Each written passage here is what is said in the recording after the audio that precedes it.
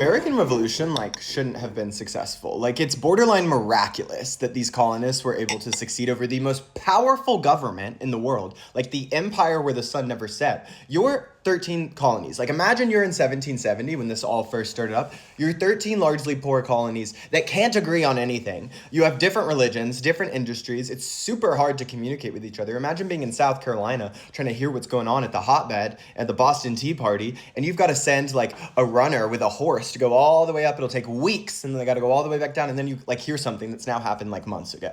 And you've got to get everyone in line. You don't agree on anything, and you're not just trying to break free. You're trying to start something totally different.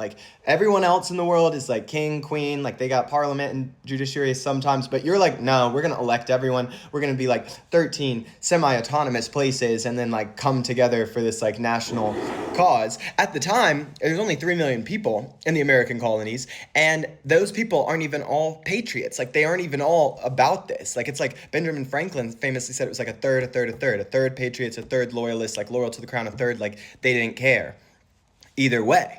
And you only have ragtag groups of people who maybe some of them fought in the French and Indian War, which Britain is riding high on because they just curb stomped the French. So they're battle tested and just curb stomped the actual second biggest, most powerful military in the world. You are the Americans. You've got muskets and hope, because a musket only gets 3 shots at this point, and they're super inaccurate. 3 shots max. To refill a musket takes 15 steps. You've got to spit a bullet out. You've got to get a metal rod and jam gunpowder into it as other people are shooting at you.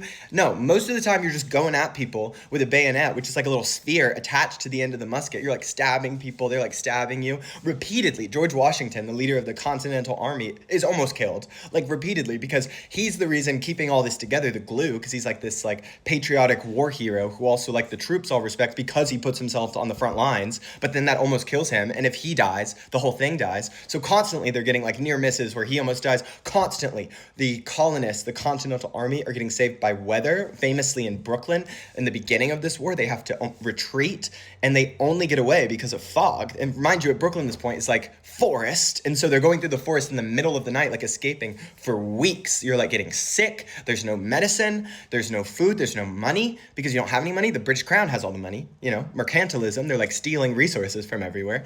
And you're no, we've got this. So you need help. You're trying to figure it out. You are doing ragtag, guerrilla warfare, which isn't even a thing at this point, in the world. Most of the time battles are just people get together and they go on the battle lines and then they just go at each other. This guerrilla thing where you go in, go out, hide, wars of attrition aren't even a thing. This is a new thing that the Americans are trying. And the British are this is scandalous. This is not what war is.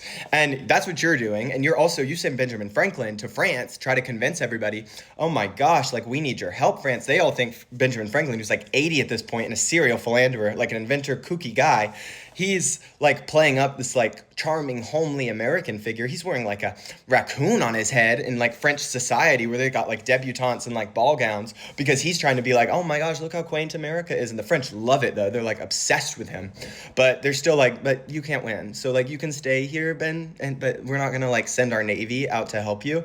Eventually you get one successful battle and the French are okay, whatever, we hate the British, we'll go help you, but this is mostly about us hating the British.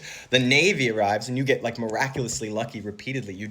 The big moment is that you drive one of the main generals of the British Army into a peninsula, and then you've got the French who finally arrive right at the perfect time to prevent them from leaving and prevent British armadas from getting there to help you. And so then you have to wage this siege. Then after this, you have to figure out how to govern. And you've never governed before, independently. And not only that, you're trying to do something totally different. It's everybody else has a king, a queen, maybe a parliament if it's woke at the time. But you're no. We're going to start our own semi-independent states that come together. States don't have the same religions. They don't have the same industries. They're super divided on moral lines. You've got this national stain of slavery that you've got to discuss. And it's people are riled on both ends, and you've got to get together and figure out how this can even prevail.